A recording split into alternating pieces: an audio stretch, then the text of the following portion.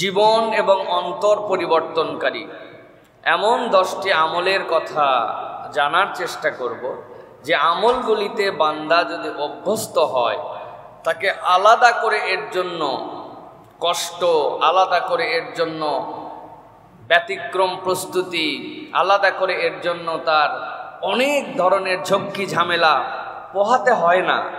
কিন্তু বান্দা যদি একটু হিসাব করে এই 10টা আমল তার জীবনে যুক্ত করে নিতে পারে, ইনশাআল্লাহ 1 থেকে 21 দিনের মধ্যে ওই বান্দার অন্তর এবং জীবনে একটা চাক্ষুষ পরিবর্তনের প্রমাণ সে দেখতে পাবে।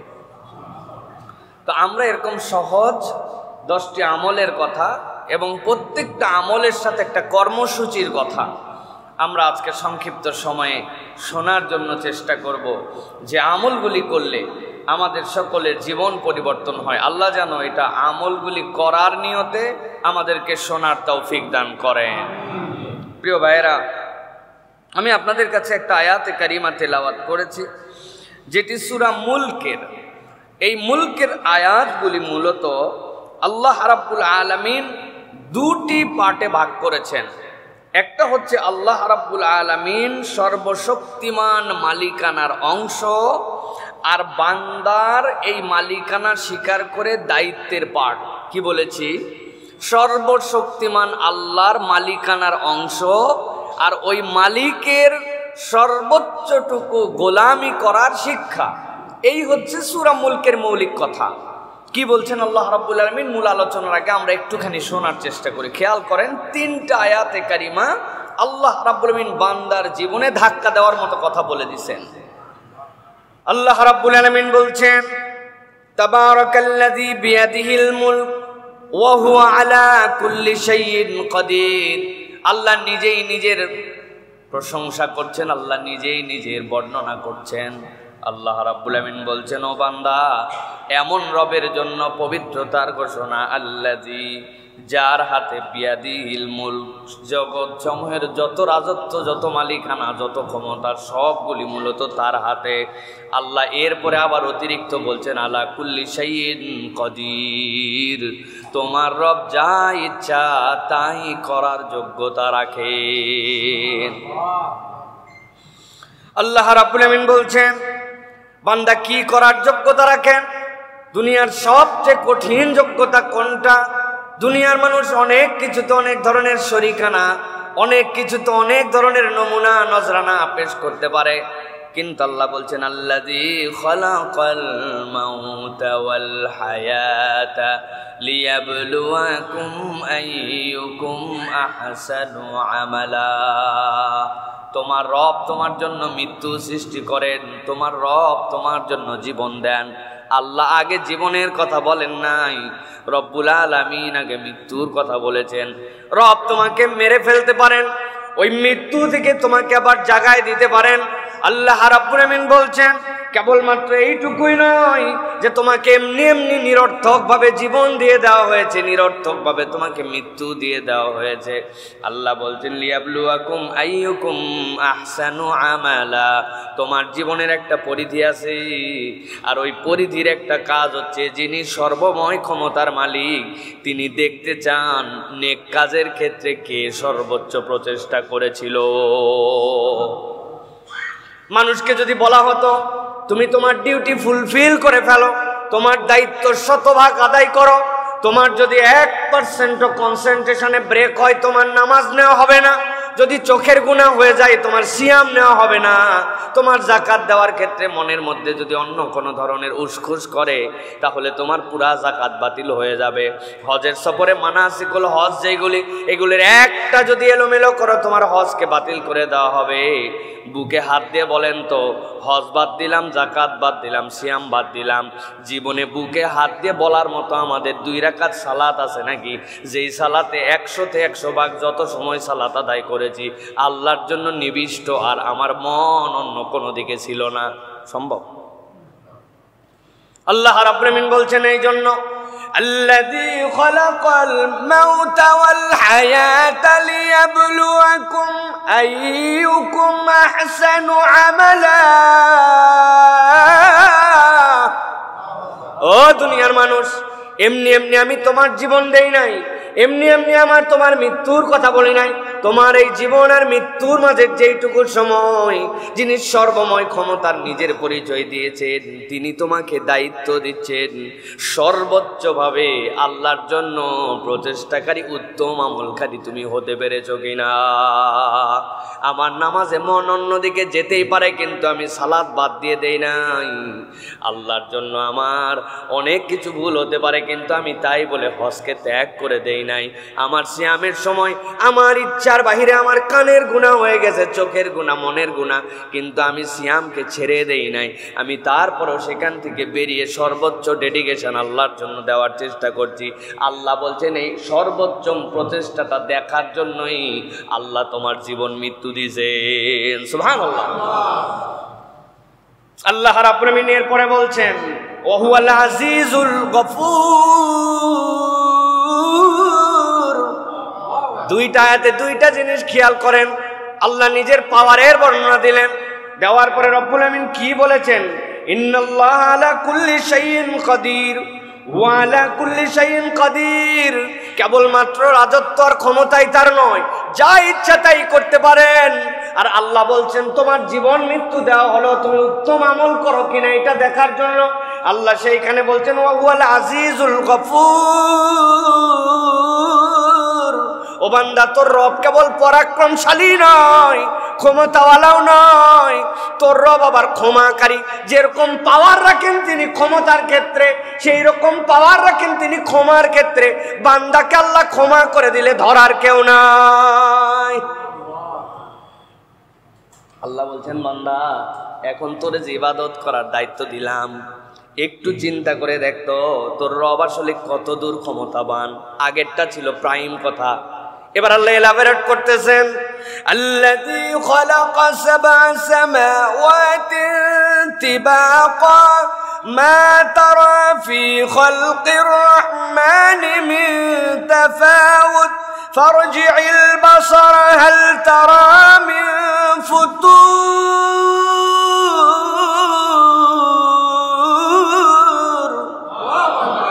আল্লাহ রাব্বুল আলামিন বলছেন আসমানের দিকে তাকাও আর মসজিদের দিকে তাকাও।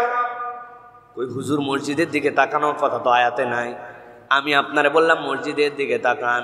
জুমা কমপ্লেক্সের ভিতরে ছোট্ট একটু স্পেস, এইটুক বানাতে 9টা খুঁটি দেওয়া লাগছে, চারদিক দিয়ে ওয়াল। আল্লাহ বলছেন এবার বাহিরে বের হয়ে আসমানের দিকে একটু তাকাস। আল্লাহ রাব্বুল আমিন বলছেন আল্লাযী খালাকাস সাবআ সামাওয়াতিন তিবাকা। তুমি এক আসমানের কথা বলো, আসমানের খবরই নাই মিয়া, তোমার মেঘে যায় চোখ শেষ হয়ে যায়। আর আমি আল্লাহ খাতার পৃষ্ঠা যেরকম একটা একটা করে উল্টাও, এইরকম দিস্তার মতো করে 60টা আসমানকে বিনা খুঁটিতে দাঁড় করায় রাখছি। সুবহানাল্লাহ। তুমি তোমার রবকে খুঁজে পাও না, তার পাওয়ার দেখতে পাও না, তার নির্দেশে আমল করতে মন চায় না। আল্লাহ বলছেন মা তারা ফি খালকির রহমানি মিন তাফাউত। রবের রহমানের সৃষ্টির মধ্যে তোমার চোখ দিয়া কোনো বৈপরীত্য খুঁজে পাবা না। সুবহানাল্লাহ। আল্লাহ রাব্বুল আমিনের জন্য বলছেন ফারজি'ল বাসারা। ও বান্দা, তোর চোখকে ফিরায় নে, দেখ একটু। এই বাসার মানে কেবলমাত্র দেখা নয়। এই বাসারাতের ব্যাখ্যা করেছেন ইমাম শাফি। বাসারাত মানে অন্তরের একটা চোখ। আপনি চোখ বন্ধ করার পরে কত দূর দেখতে পান, ওইটাই হচ্ছে প্রকৃত দৃষ্টি। আর চোখ খোলার পরে যা দেখতে পান ওইটা পাগল ছাগলও দেখে, দুনিয়ার সবাই দেখে, অন্ধ না হইলে। কি আপনি চোখ বন্ধ করার পর কত দূর দেখতে পান? কত দূর পর্যন্ত আপনি দেখতে পান আপনার চোখ দেখার পরে, বন্ধ করার পরে, ওইটাই হচ্ছে বাসারাত। আমার ফিউচার কি, আমার প্ল্যান কি, আমার এই ব্যবসাটা কোন পর্যন্ত নিয়ে যেতে পাই, ওইটা চোখ দিয়ে কেবল দেখা যায় না, অন্তরের একটা চোখ আছে কিনা ভাই।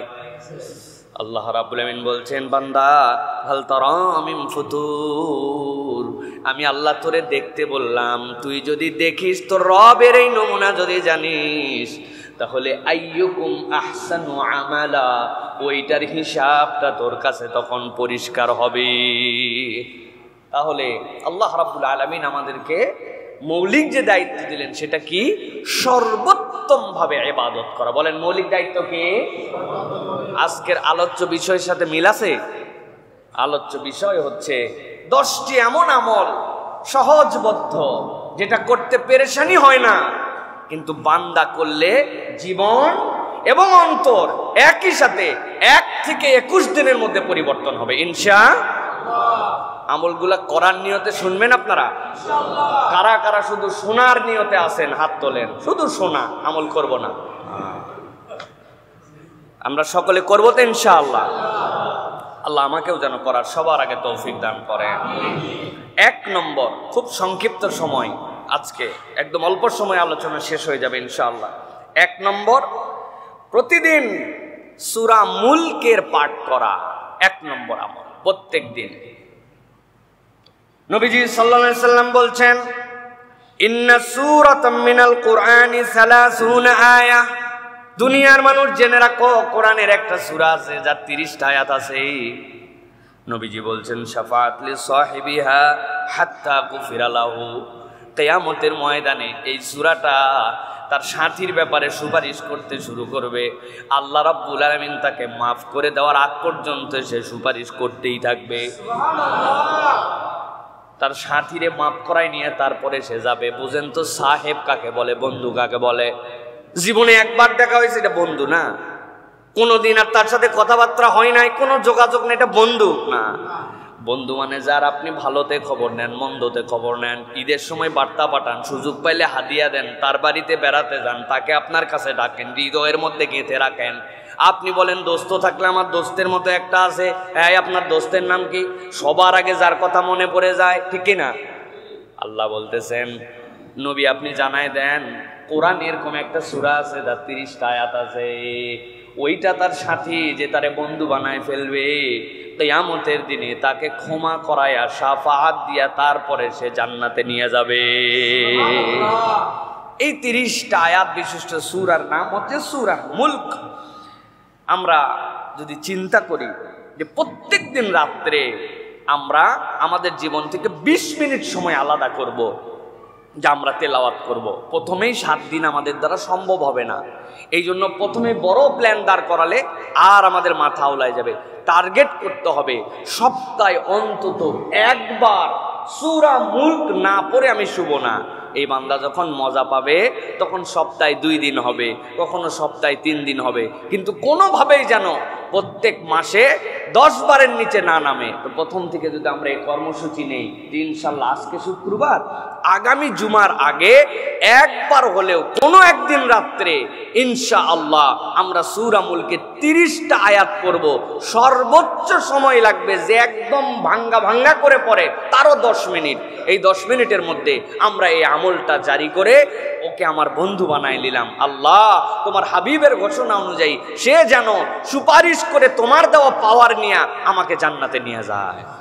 পারবো ইনশাআল্লাহ। এটা হচ্ছে আমাদের জন্য 1 নম্বর আমল। প্রিয় ভাইয়েরা, সংক্ষিপ্ত কথা বলবো, আজকে বলেছি 2 নম্বরে বার যে আমলটা করতে আমাদের কষ্ট হয় না, কিন্তু পলিসি না থাকার কারণে আমরা এই আমলটি ঠিকঠাক মতো করি না। সেটি হচ্ছে যে আমাদের প্রত্যেকের গোপনে সাদাকা দেওয়ার অভ্যাস করতে হবে। কি করতে হবে? সাদাকা করব, দান করব, কিন্তু এটা গোপনে দেওয়ার একটা অভ্যাস করতে হবে। শোনেন, 2টা জিনিস আপনাদের কাছে বলি। আরশের আজিমের নিচে যেই দিন কোনো ছায়া কিয়ামতে থাকবে না, আল্লাহ রাব্বুল আলামিন 7 শ্রেণীর মানুষকে তার আরশের নিচে ছায়া দিবেন এবং ওই ছায়া দিয়ে বাকিদের হিসাব কমপ্লিট করে তাদের সাথে তাকে জান্নাতে পাঠিয়ে দিবেন। নবীজি সাল্লাল্লাহু আলাইহি সাল্লাম বলছেন তার একটা হচ্ছে ওয়ারাজুলুন তাসাদ্দাকা বিসাদাকাতিন ফাআখফাহা, এমন এক ব্যক্তি যে দান করত কিন্তু গোপন করে রাখত। কেমন গোপন? হাত্তা লা তা'লামা শিমালুহু মা তুনফিকু ইয়ামিনুহু, তার বাম জানতো না তার ডান হাত কি দান করে দিছে।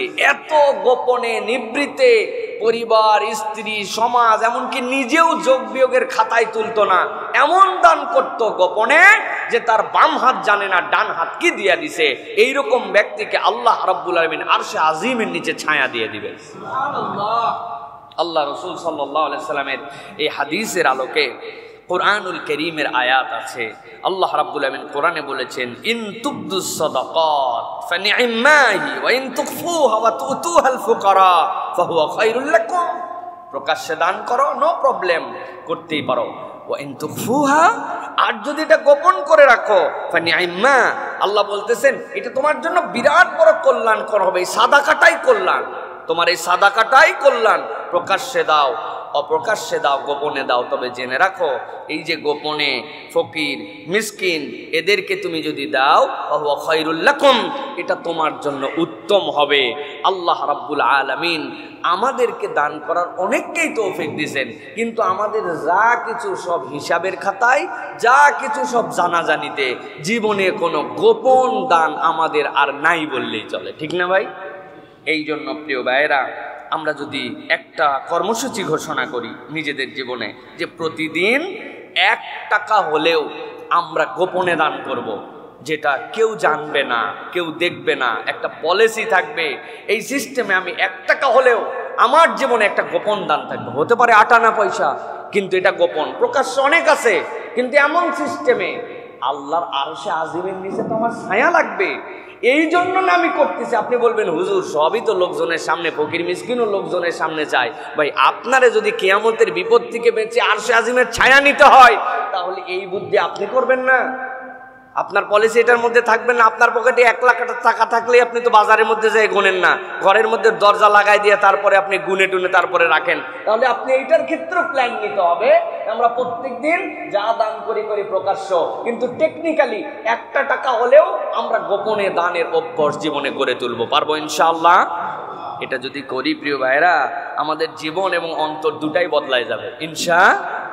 বলে অন্তর কিভাবে বদলাবে? আল্লাহ বলেছেন ওয়াইন তুখফুহা ওয়া তুতুহাল ফুকারা ফাহুয়া খায়রুল লাকুম, তুমি যদি এটা গোপনে কোনো ফকির মিসকিনকে অভাবগ্রস্তকে দাও, এটা তোমার জন্য কল্যাণকর। কি কল্যাণ আল্লাহ প্রকাশ করেন নাই?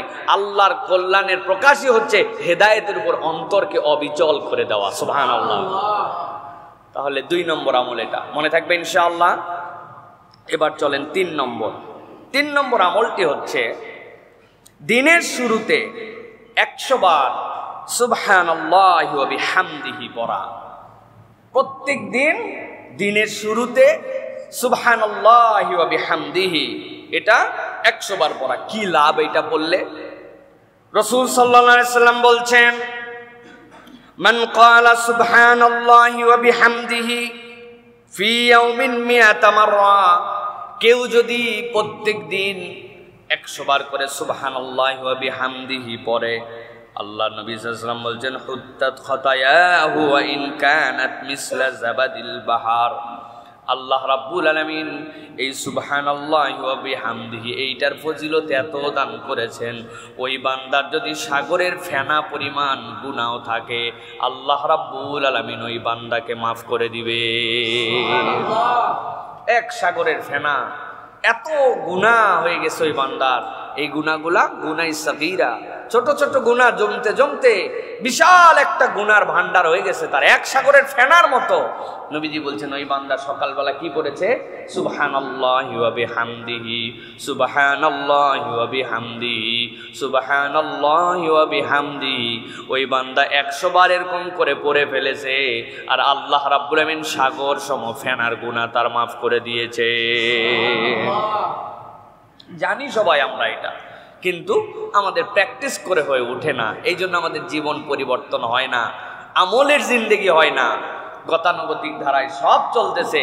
সকালে ওঠার পরে পেস্ট আছে, ব্রাশ আছে, সকালে ওঠার পরে হাঁটা আছে, নাস্তা আছে, নতুন জামা পরা আছে, বের হওয়া আছে, বের হওয়ার আগে হাতের চাবি নেওয়া আছে, ব্যাগ নেওয়া আছে, সব আছে, শুধুমাত্র আমলটুকু নাই, ঠিক কিনা ভাই?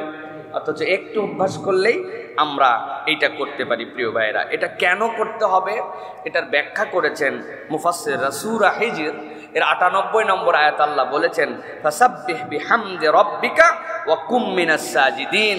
প্রত্যেক নবীর দায়িত্ব ছিল আপনি আল্লাহ রাব্বুল আলামিনের জন্য একনিষ্ঠ হন, সিজদাকারী এবং আল্লাহর শুকরগুজার, আল্লাহর প্রশংসাকারী বান্দা হন। প্রত্যেক নবীওয়ালার দায়িত্ব ছিল যে তার তাসবিহর প্রতি নিমগ্ন থাকা। যখন কোনো বান্দা এই সুবহানাল্লাহি ওয়া বিহামদিহি পরে সে নবীওয়ালা একটা আমল করে। তাহলে এই আমলটার অভ্যাস আমাদের জীবনে নিতে হবে। এখন কর্মসূচি কি? কর্মসূচি হচ্ছে সকালবেলা উঠে হাঁটতে হাঁটতে অথবা বসতে অথবা গোসল করে বের হতে, অথবা আমার যে সময়টুকুতে গাড়িতে করে যাচ্ছি, বাইকে যাচ্ছি, রিক্সায় যাচ্ছি, আমাকে টার্গেট করতে হবে সকালের পোরশনের আমল এইটা, আমি এই আমলটা শেষ করে নিব ইনশাআল্লাহ। পারবো ইনশাআল্লাহ? প্ল্যান রাখতে হবে। প্রিয় আল্লাহ আমাদেরকে তৌফিক দান করেন। 4 নম্বর হচ্ছে ফজরের পরে সূর্য ওঠা অবধি সস্থানে বসে আল্লাহ রাব্বুল আলামিনের জিকির করা। যতগুলো আমল এখন পর্যন্ত বলেছি, এইটা হুজুর থেকে শুরু করে আমাদের সকলের জন্য এটা কঠিন। আমাদের যদিও আমরা যদি হিসাব করি তাহলে আমরা দেখব আমাদের এইখানে ফজরের জামাত কয়টায়? আজকে কয়টায় ফজরের জামাত? 5টায়। আমরা পড়ছি 4:55-তে দারুস সালাম। তো এই যে 5টায় সালাত আর ফজরের সূর্যোদয় ছিল কয়টায়? আমরা যদি হিসাব করি মাত্র 30-35 মিনিটের মামলা আমাদের জন্য। নবীজি সাল্লাল্লাহু আলাইহি সাল্লাম বলছেন, মান সাল্লাল ফাজরা ফি জামাআতিন সুম্মা ক্বাদা ইয়াযকুরুল্লাহ, কেউ যদি ফজরের সালাত আদায় করে এরপরে ওঠে নাই, ওখানেই বসে আছে, হয়তো নামাজের শুরুতে না বসে লেটাপারে বসছে, কিন্তু সেখানেই বসে আছে, হাত্তা তাতলু আশ-শামস সুম্মা সাল্লা রাকাতাইন, এরপরে সে হিসাব করে দেখছে সূর্য উঠে গেছে, নিষিদ্ধ সময় পার হয়ে গেছে, 2 রাকাত সালাত করে ফেলছে, 2 রাকাত সালাত করে এবার উঠে চলে গেছে। আল্লাহ নবী বলছেন কি করছে এই লোক জানো? কানাত লাহু কাআজর হাজ্জাতিন ওয়া উমরাতিন তাম্মাতিন তাম্মাতিন তাম্মা।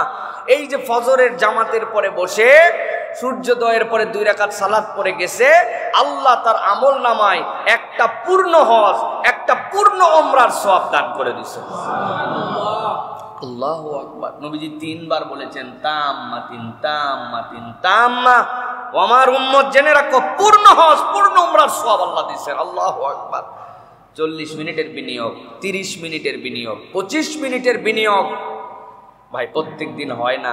মানুষের ক্লান্তি থাকে, বসতে পারে না, ব্যস্ততা থাকে, কিন্তু ইমানদারের জীবনে সপ্তাহে 2-3 দিন সময় হবে না একটা হজ আর একটা উমরার সময় সবটা আমল নামায় নেওয়ার জন্য? এই আবেগ তার মধ্যে আসবে না, তাহলে জীবন কেমনে পরিবর্তন হবে? আপনি শুধু গেলেন, কোন রকম সালাত আদায় করলেন, সালাত হওয়ার সাথে সাথে সাত করে উঠে আপনি বাড়িতে চলে আসলেন, র্যান্ডম এভরিডে প্রত্যেক দিন একই অভ্যাস। মহিলারা তার বাড়িতে সালাত আদায় করেন, তার ঘরের কোনাই হচ্ছে তার জন্য উত্তম নামাজের স্থান। কত সময় ব্যয় হয়, কিন্তু আমার মায়েরা জানেই না যে আমলটা আমি করতে পারি। এখন আধুনিক যুগ, গুগল করে দেখে নিছেন আজকে সূর্যোদয় কয়টায়, ওখানে বসছেন, কোরআন শরীফটা পাশেই রেখে দিয়েছিলেন, কোরআন মজিদটা ওইখানে তেলাওয়াত করেছেন, জিকির আজকারগুলা করেছেন, সূর্য উঠছে 2 রাকাত সালাত পড়ে আপনি জায়নামাজটা গুটাই নিয়ে উঠে চলে গেছেন। আল্লাহ আপনার আমার আমল নামায় একটা কবুলকৃত হজ এবং উমরার সওয়াব লিখে দিয়েছেন। অতএব প্রিয় ভাইয়েরা, সপ্তাহে অন্তত 1 দিন হলেও আমল করতে হবে। চেষ্টা করবেন ইনশাআল্লাহ? করবেন ইনশাআল্লাহ? আল্লাহ রাব্বুল আলামিন আমাদেরকে আমলটা করার তৌফিক দান করেন। কোরআনুল কারীম এটার সমর্থনে কথা বলেছে। আল্লাহ বলছেন, ওয়াসাব্বিহ বিহামদি রাব্বিকা ক্বাবলা তুলুইশ শামসি ওয়া ক্বাবলা গুরুবিহা। সূর্য উদয়ের আগে আল্লাহর প্রশংসা করো, আর সূর্য অস্ত যাওয়ার পরে আল্লাহর প্রশংসা করো। এই যে সূর্য ওঠার আগের জিকির আর 2 রাকাত সালাত সূর্য উঠায়, এটা হচ্ছে সেইটার সাথে সামঞ্জস্যশীল একটা আমল। আল্লাহ যেন আমাদেরকে করার তৌফিক দান করেন। কয় নম্বর বললাম ভাই? ভুলে গেছেন না তো? এবার 5 নম্বর চলেন। আল্লাহ রাসূল সাল্লাল্লাহু আলাইহি ওয়াসাল্লাম বলছেন, দুনিয়ার মানুষ, তোমাদের আরেকটা অনন্য আমল আছে, আমরা করি কিন্তু দেখেন আমাদের র্যান্ডম নাই।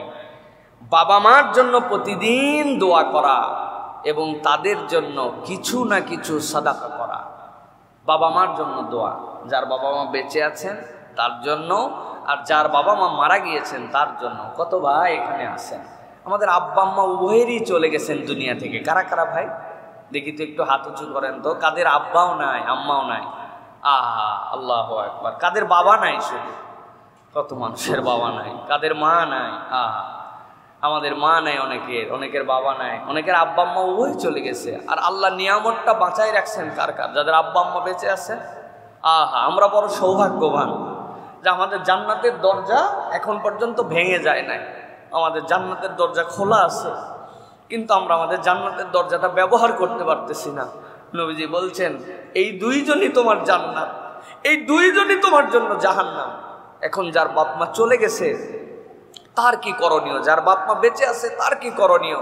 আমরা বেশিরভাগ সন্তানরা পিতা মাতার ব্যাপারে গাফেল। কত হুজুরের কাছে দোয়া চাইলাম, কত লোকের কাছে কত সমস্যার জন্য বললাম, কিন্তু কখনো চিন্তাই করি নাই আমার জান্নাতের রাস্তা আছে আমার পিতা মাতা। যে কোনো বিষয় সকলের আগে তিনি আপনার হকদার।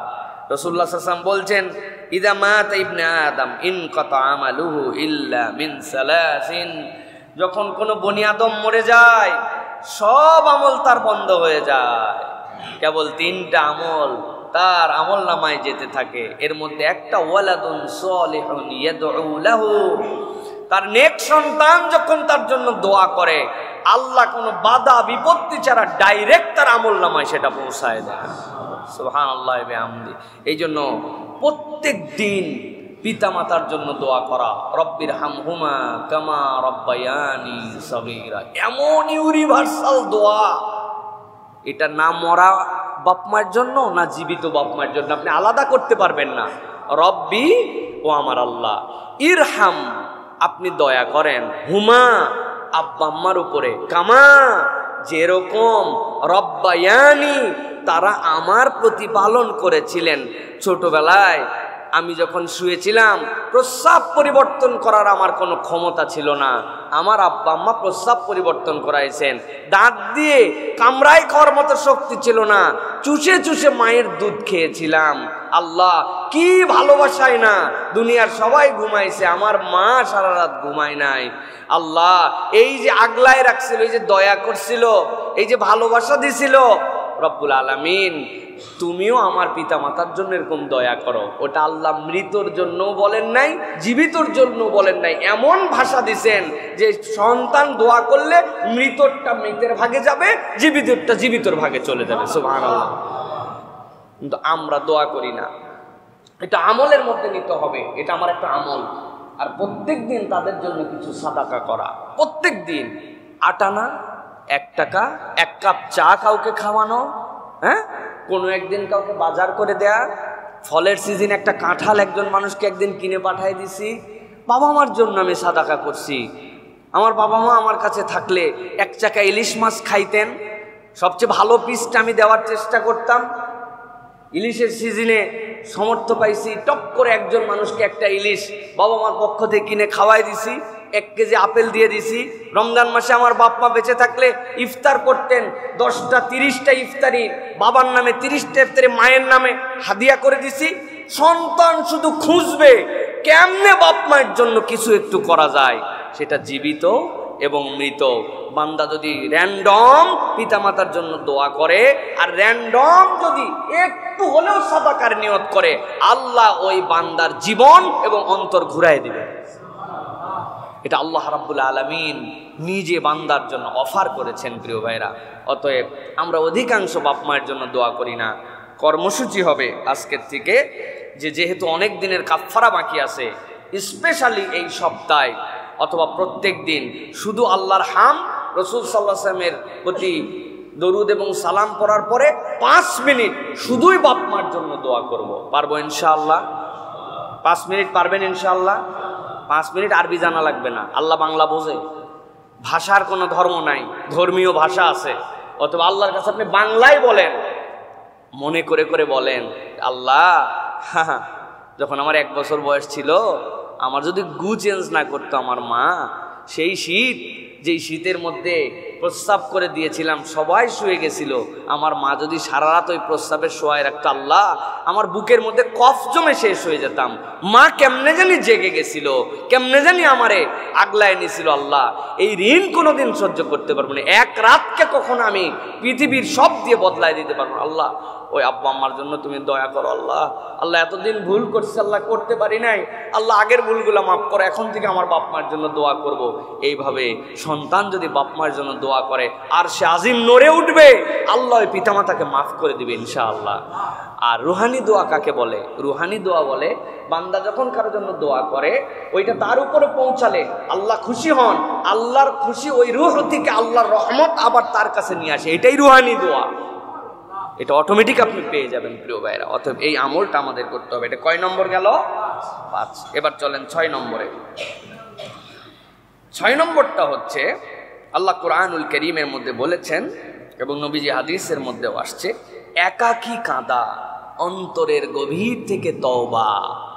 একাকী, এখন তো কথা বললে ইমোশন চলে আসলে, একজন দোয়া করলে বাকিদের ফিলিংস আসলে চোখে পানি আসে, একাকী আল্লাহর জন্য কাঁদা।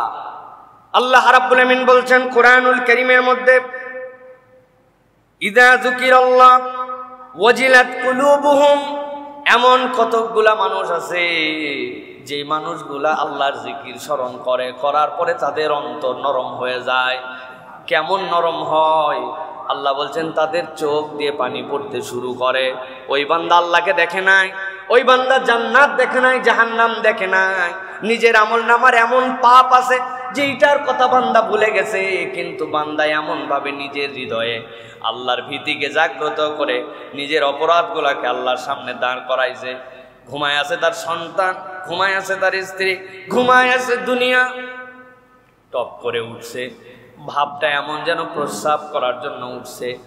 বাথরুমের লাইট দিলে সন্তান উঠে যেতে পারে, কৌশলে বাথরুমের লাইটটা পর্যন্ত দেয় নাই, চলে গেছে অন্য জায়গায়। অল্প একটু কষ্ট করে অজু করে নিয়ে জায়নামাজটা পেরে দিছে, কেউ জানে না বাড়ির সবাই সবার মতো ঘুমায়। ওই বান্দা জায়নামাজের মধ্যে দাঁড়ায়া রব্বুল আলামিনের কাছে 2 রাকাত সালাত আদায় করে হাত তুলে দিছে। ইমোশন আসে না, চোখের পানি আসে না, সিজদায় চলে গেছে, রব আমার তো চোখে পানি আসে না। অথচ নবীজি সাল্লাল্লাহু আলাইহি ওয়াসাল্লাম বলছেন, ওয়ারাজুলুন যাকারাল্লাহ খালিয়ান ফাফাদাত আইনা, আর সে আজিমের নিচেতে এমন লোক জায়গা পাবে যেই লোক একাকী দাঁড়াইছে আর আল্লাহর জন্য চোখের পানি বিসর্জন করে দিছে। আল্লাহ তার চোখের পানির এমন মূল্যায়ন করছেন, ওই চোখের পানির কারণে আর সে আজিমের নিচে তার জন্য সিট বরাদ্দ করে রাখছেন। আল্লাহ আমি তো সেই তালিকায় আসতে পারি না, আমার অন্তর শক্ত হয়ে গেছে, আল্লাহ আমার চোখে তুমি পানি দিয়ে দাও, তোমার ভীতির কথা আস্তে আস্তে মনে করবে আল্লাহর কাছে। আল্লাহ রব্বুল আমিন ওই বান্দার চোখে 1 ফোঁটা পানি যদি চলে আসে, 1 দিন আসবে না, 2 দিন আসবে না, চোরের মতো করে আল্লাহর সামনে দাঁড়াইছে, কেউ জানি না জানতে পায়। দরজা একটু নড়ে গেছে বাড়ির, নিজের সংকীর্ণ হয়ে গেছে, আমার এই চোখের পানিকে কেউ দেখে ফেললো কিনা, এটা তো কাউকে দেখানোর জন্য আমার তাহাজ্জুদ নয়, কাউকে জানানোর জন্য নয়। আল্লাহর কাছে 1 দিন 2 দিন পড়ার পরে চোখ বন্ধ করে যখন জাহান্নামের বিভীষিকার কথা চিন্তা করবে, নিজের আমলনামা যদি কপাল দিয়ে প্রকাশ পেয়ে যেত, দুনিয়ার মানুষ সালাম দিত না। রে আজকে আমাকে কত সম্মান দেয় মানুষ, আমার বাথরুমের গুনাহ, গোপন গুনাহ, চোখের গুনাহ, মোবাইলের গুনাহ যদি জানাজানি হয়ে যেত, আমার আব্বা পর্যন্ত আমাকে দিকে তাকাতো না লজ্জায়, অথবা বাপের আমলনামায় এমনটা আছে সন্তানকে মুখ দেখাতে পারতো না। আল্লাহ সব তুমি গোপন রাখছো, আল্লাহ তোমার কাছে কিচ্ছু গোপন নাই, তুমি গোপন গুনাহগুলা দয়ামান রব আমাকে গোপনে মাফ করে দাও। 1 দিন 2 দিন করতে করতে বান্দার চোখ দিয়ে যদি পানি আসে, ওই পানিটা বান্দার নাজাতের ওসিলা হয়ে যাবে। এটা একটা আমল। কত রাত জেগে পার হয়ে যায়, কিন্তু কখনো আল্লাহর জন্য চুপচাপ এরকম ডেডিকেশন আমাদের হয় না। ভাই রে, জীবন পরিবর্তন করতে হলে এটা করা লাগবে ভাই, করতে হবে ভাই। এরকম করে চলতে চলতেই জীবন শেষ হয়ে যায়। কার জীবন কিভাবে শেষ হয় আমরা বুঝি না। বাহার ভাইয়ের ঘটনা শুনছেন না আপনারা? আমি তো 1 দিন হলো নিজেকে স্থির রাখতে পারি নাই। আহারে, প্রবাসে যাওয়ার আগে স্ত্রী গর্ভবতী, আসবো আসবো করে করে আসতে পারে না। 1 মাস আগে টিকিট করছে, সন্তানদের জন্য বাজার করছে, জয়েন্ট ফ্যামিলি, ভাইয়ের জন্য বাজার করছে, ভাইয়ের বউয়ের জন্য, আব্বার জন্য, আম্মার জন্য। সন্তানরা সবাই সহ্য করতে পারে নাই, এয়ারপোর্টে চলে গেছে সকলে মিলে 1 গাড়িতে আনন্দ করে। আব্বা আসতেছে, স্বামী আসতেছে, সন্তান আসতেছে, আমার বড় ভাই আসতেছে।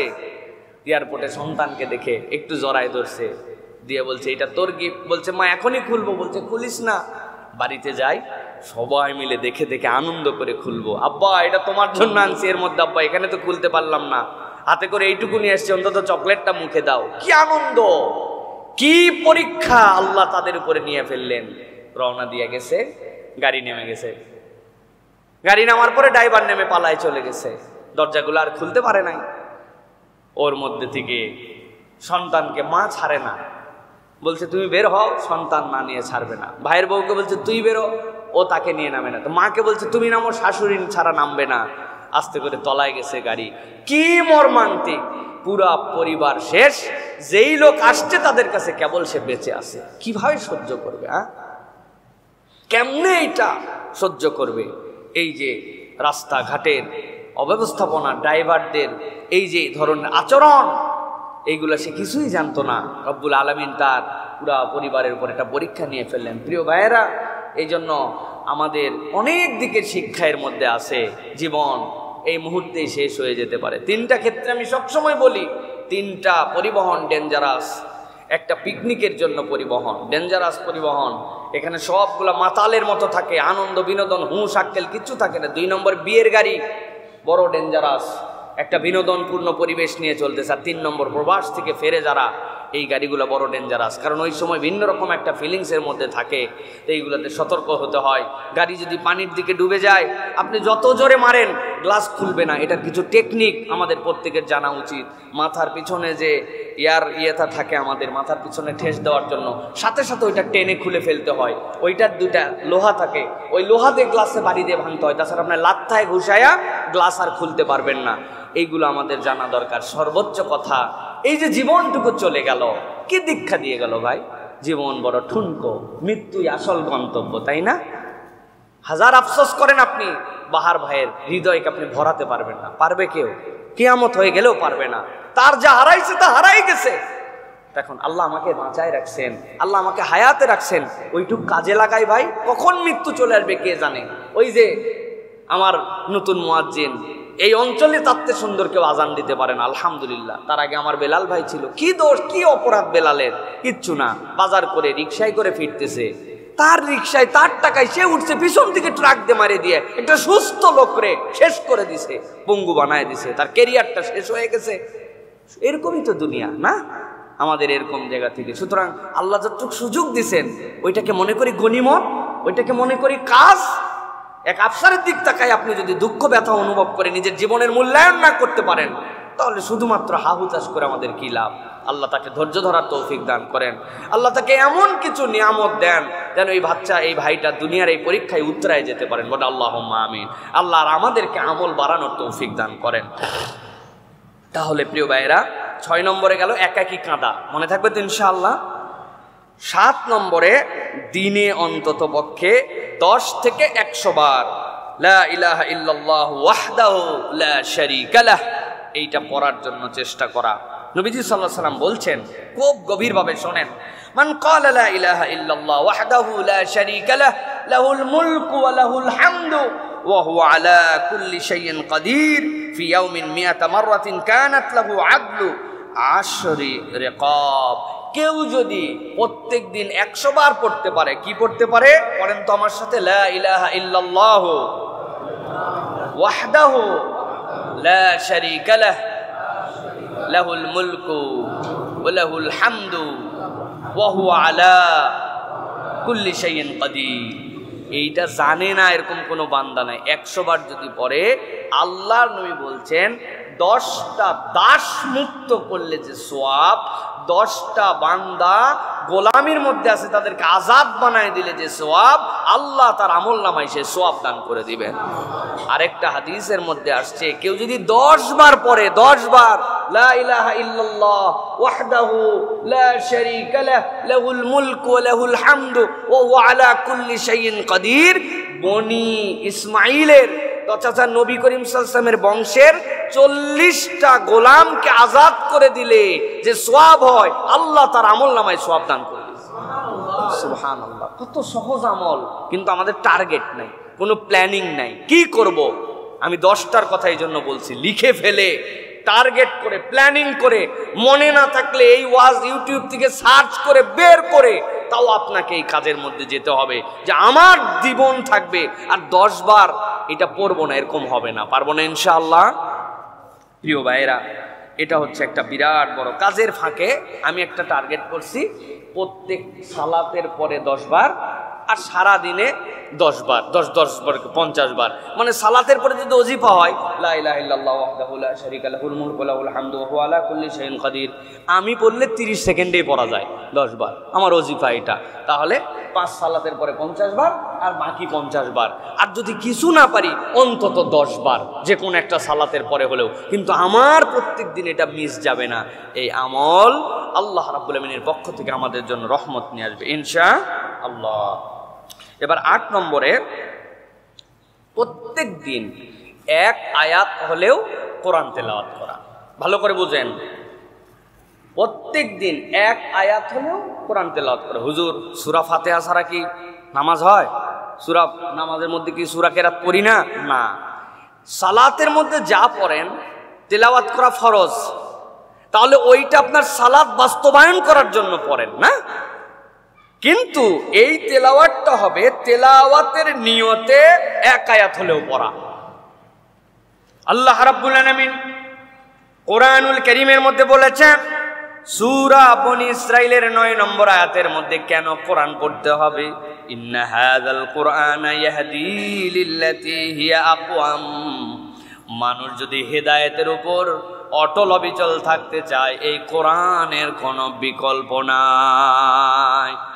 নবীজি সাল্লাল্লাহু আলাইহি ওয়াসাল্লাম বলছেন, ইকরাউল কোরআন ফাইন্নাহু ইয়াতি ইয়াউমাল কিয়ামাতি শাফিআন লিআসহাবিহি। ও বান্দা, কোরআন পড়ো, কোরআন পড়ো।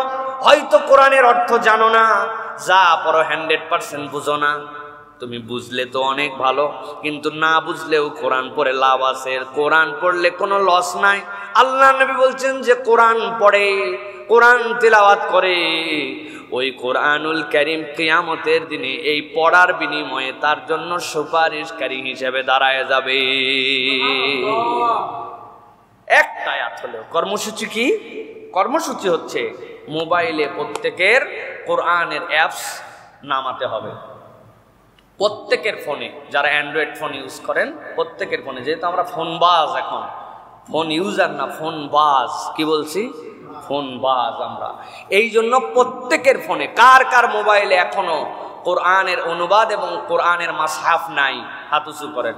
কার কার নাই কোরআনে? সবার চেক করবো কিন্তু নামাজের পরে একবারে দাঁড় করায়, পিছায় বয়ে গেছে সবাই। একবার যদি নিজে না পারেন অন্যের কাছ থেকে আজকে দেখে নেবেন, গুগল প্লে স্টোর থেকে, অ্যাপেল স্টোর থেকে কিভাবে ফ্রি কোরআন নামাতে হয়, যেটা আপনি পড়তে পারেন। কত কিছু গেম নামান, নামান, আপনার মোবাইলে জুয়ার অ্যাপস পর্যন্ত খুঁজলে পাওয়া যাবে। হ্যাঁ আন্দাজি। আর আপনি এটা নামান নাই, এটা নামায়া 1 আয়াত 2 আয়াত হলেও, একটা অ্যাপস আছে আল কোরআন নামে, রিমাইন্ডার দিবে আপনাকে যে আজকে আপনি তেলাওয়াত করছেন কিনা, এই আয়াতটা পড়েন। যে হালতেই থাকেন ক্লিক করবেন, না বুঝলে যে বুঝে এর কাছে যাবেন, যাই বুঝে নিবেন। আপনাকে আমাকে প্রত্যেক দিন একটু হলেও কোরআন তেলাওয়াত করতে হবে। তবে মোবাইলের টাগে বললাম, এর থেকে বরকত হচ্ছে মাসহাফ ছুঁয়ে পড়া, এর থেকে বরকত জীবনে কিছু হতে পারে না। এটার সাথে শরীরের একটা রিফ্লেকশন আছে, কালামুল্লাহ, সেটাকে গ্রন্থবদ্ধ করা হয়েছে, সেটা আপনি হাতে নিয়ে আসেন, আপনার ঠোঁট দিয়ে উচ্চারণ হচ্ছে আল্লাহর কালাম, বান্দার হৃদয় থেকে, শরীর থেকে, সব কিছুর মধ্যে এটা রিফ্লেকশন আছে। এই জন্য কালামুল্লাহকে সামনে নিয়ে চোখে চোখে দেখে এটাও পড়ার অভ্যাস করতে হবে, কিন্তু 1 আয়াত হলেও ওজিফার মধ্যে রাখতে হবে। পারবো ইনশাআল্লাহ? প্রিয় ভাইয়ের, আল্লাহ আমাদেরকে তৌফিক দান করেন। 9 নম্বরে, অভিনব একটা আমল, কাউকে নীরবে ক্ষমা করে দেওয়া, না জানায় ক্ষমা করে দেওয়া। প্রিয় ভাইয়েরা, আল্লাহ কোরআনুল কারীমের মধ্যে বলেছেন, সূরা নূরের মধ্যে এসেছে, সূরা শূরার মধ্যে এসেছে, আল্লাহ বলছেন ওয়ালিয়াফু ওয়ালিয়াসফাহু আলা তুহিব্বুনা আন ইয়াগফিরাল্লাহু লাকুম। তোমরা তাদেরকে ক্ষমা করে দাও, মাফ করে দাও, ওভারলুক করো, ছেড়ে দাও। আল্লাহ বলছে আলা তুহিব্বুনা আন ইয়াগফিরাল্লাহু লাকুম, তুমি কি চাও না বান্দা যে আল্লাহ তোমাকে মাফ করে দেন? কন্ডিশনটা দেখেন, আল্লাহর মাফ নিতে চাও, ক্ষমা করে দাও, ওভারলুক করো, ছেড়ে দাও। আইরে কষ্ট দেওয়া আমারে দিছে ভাই, সব বলতে পারি, বলা যায় না ভাই। একদিন নীরবে নিভৃতে, কেউ জানে না, যা মাফ করে দিলাম, যা ধরে রেখে কি লাভ, আল্লাহ তুমি আমারে মাফ করে দিও। এই যে অনুভূতি প্রত্যেকের জীবনে আছে। কথায় খোঁচা দিছে, আচরণে কষ্ট দিছে, দেনা যেই সময় পরিশোধ করার সময় দেয় নাই, উমুকে ঠকাইছে, তুমুকে আমারে, মানে আমাদের জীবনে প্রত্যেকের সাথে আছে। বউ কষ্ট দিছে, আছে না ভাই? আর আপনি কষ্ট দেন নাই না? দুইটাই আছে, বেশি আছে দুইটাই। তো আল্লাহ মাফ করে দিলাম। গোপনে নীরবে ঘোষণা ছাড়া আল্লাহর সাথে অন্তর টু অন্তর মুখ দিয়েও বলা লাগে নাই, এটা আমার একটা আমল। চিন্তা করে দেখছেন কোনোদিন যে এইটা আমল হতে পারে? এই আমল আমাদের জীবন পরিবর্তন করতে পারে। আল্লাহ বলছেন ফামান আফা ওয়া আসলাহা ফাআজরুহু আলাল্লাহ। কেউ যদি ক্ষমা করে আর তোমাদের মধ্যে থেকে কেউ যদি শুধরায় দেয়, আল্লাহর কাছে সে বিনিময় পাবে। সুবহানাল্লাহ। ফামান আফা, ক্ষমা করে দিছো, বিনিময়কে দিবেন আল্লাহ। এই জন্য আমাদেরকে মানুষকে ক্ষমা করা, এটাও একটা আমল। ভুল করে ফেলছে, অপরাধ করে ফেলছে, যা মাফ করে দিলাম, এইটা একটা বিষয়। সর্বশেষ যেটা বলবো ভাই, নিজে একা কোনো পুণ্যের কাজ শুরু করা যেন কিয়ামত পর্যন্ত তা চলতে থাকে। আমি এমন একটা কাজ শুরু করছি, এমন একটা কাজের উদ্যোগ নিয়েছি, এমন একটা কাজ আমি ভালোভাবে প্র্যাকটিস করা শুরু করছি, আমার টার্গেট যে কিয়ামত পর্যন্ত। ভাই জীবন তো শেষ হয়ে যাবে, কিন্তু আমি কি রেখে গেলাম? এর এক পর্যন্ত যা বললাম সব ব্যক্তিগত, আপনিও শেষ, আমলও শেষ, কিন্তু এইটা হচ্ছে আপনার চান্স যে আমি চলে যাব, কিন্তু আমল থেকে যাবে। নবীজি বলছেন মান সান্না সুন্নাতান হাসানাতান ফাআমিলা বিহা। কেউ যদি কোনো একটা ভালো কাজ, সুন্দর কাজ প্রচলন করে এবং সেটার উপরে সে আমল করে, কানা লাহু আজরুহা ওয়া মিসলু আজরি মান আমিলা বিহা। এটা করলে তো সে সওয়াব পাবে, আর যারা এই কাজ করবে প্রত্যেকের আমলের সওয়াব আল্লাহ তার আমলনামায় দিবে। আদ-দাল্লু আলাল খাইরি কাফাইলিহি। নবীজি সাল্লাল্লাহু আলাইহি ওয়াসাল্লাম বলছেন লা ইয়ানকুসু মিন উজুরিহিম শাইয়া। কিন্তু তুমি মনে করো না অমুকে এই কাজ করছে, অনুসরণ করে আমি করতেছি, তাইলে মনে হয় আমার আমল কমে যাচ্ছে। না, আল্লাহ তাকেও দিবেন, তাকেও দিবেন। এই জন্য ভালো কোনো কাজ কিছুই না, একটা গ্রুপ বানাইছে। ফর এক্সাম্পল 10 বন্ধুর অনুমতি নিছে যে বন্ধু আমি একটা ইসলামিক কন্টেন্টের গ্রুপ বানাইছি, ছোট্ট কোনো আমল পাইলেই এই গ্রুপে শেয়ার করব। দোস্তরা সবাই সম্মতি দিয়েছে, হ্যাঁ কর, ঠিক আছে। আর যদি কারো ডিস্টার্ব হয় তো লিভ নিয়ে নিও। এইভাবে ডিসক্লেমার দিয়ে একটা গ্রুপ বানাইছে, ছোট্ট একটু কিছু পাইলে পোস্ট করে। ওইটা দেখে দেখে আরেকজন পাইছে যে কিনা আমার তো একটা গ্রুপ আছে রে, ওই গ্রুপে একটা ভালো কাজের ফজরে ওঠার একটা গ্রুপ বানাইছে। দোস্ত কত কিছু হয়, তুই থাকিস সাভার, তুই থাকিস নোয়াখালী, আমি থাকি বগুড়া, তুমি থাকো নওগাঁ, ঠিক আছে, আমাদের একটা ফজর ওঠার একটা গ্রুপ আছে। হ্যাঁ, আমরা ফজরে উঠলে এখানে রিমাইন্ডার দিব, না হলে আমরা কিন্তু একজনকে 3 জন হতে পারে। আপনি গ্রুপ বানাইছেন একটা, এটা নেটের, আমরা নেটিজেন মানুষ, এই জন্য নেটের আইডিয়াগুলো বলতেছি।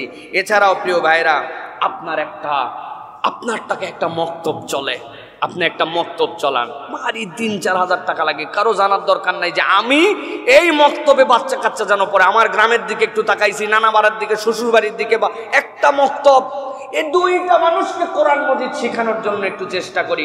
প্রত্যেকদিন আসরের পর আমি এখানে বসে যাই, একটা সূরা মস্ক হবে, লেখায় আছে 5 মিনিটের বেশি তালিম হবে না, 5 মিনিট ছোট্ট একটা সূরা। আপনি দাঁড়ায় গেছেন, আপনি আলেম মানুষ, হুজুর মানুষ, আশপাশে ছাত্র মানুষ, আপনি দাঁড়ায় প্রত্যেকদিন কুল হুয়াল্লাহু আহাদ, বসলে একজন, না বসলে না বসুক, আপনি আপনারটুকু শুরু করেন। আমি মালয়েশিয়ায় গেছি, বিশাল এক মসজিদ, যাইয়ে দেখি মানে মসজিদে লোক ধরবে 20,000, কিন্তু লোক আছে 20 জন।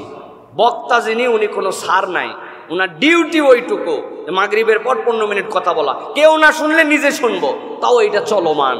আমি দেখে অবাক হয়ে গেলাম। ফায়দা আল্লাহ রাব্বুল আমিন দিয়ে দেন সেই জায়গাতে, কারণ সে তো আল্লাহর সন্তুষ্টির জন্য এটা চালু করছে যে 15 মিনিট আমি প্রত্যেকদিন একটা আমলের কথা আলোচনা করব। আমি একটা মাদ্রাসার সাথে, 2টা এতিমের সাথে, 2টা বাচ্চার পড়ালেখার, মানে কোনো একটা ভালো কাজ আমি শুরু করছি, ওইটা যেন চলমান থাকে। এইটা আমাদের প্রত্যেকের জীবন থেকে চেষ্টা করতে হবে প্রিয় ভাইরা। আল্লাহ যেন আমাদেরকে তৌফিক দান করেন।